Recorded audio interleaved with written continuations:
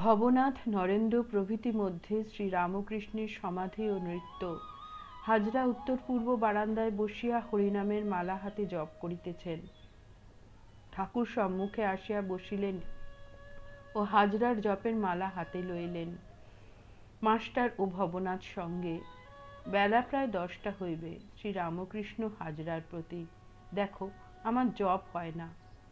না না, হয়েছে, বাঁহাতে পারি, কিন্তু উদিক নাম জপ হয় না।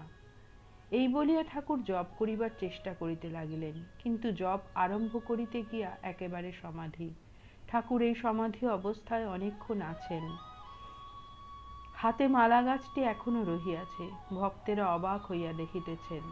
ঠাকুর নিজের আসনে, হাজরা নিজের আসনে বসিয়া তিনিও অবাক হইয়া দেখিতেছেন। অনেকক্ষণ পরে হুঁশ হইল। ঠাকুর বলিয়া উঠিলেন, খিদে পেয়েছে। প্রকৃতিস্থ হইবার জন্য এই কথাগুলি প্রায় বলেন। মাস্টার খাবার আনিতে যাইতেছেন। ঠাকুর বলিয়া উঠিলেন, না বাপু, আগে কালী ঘরে যাব। জয় ঠাকুর।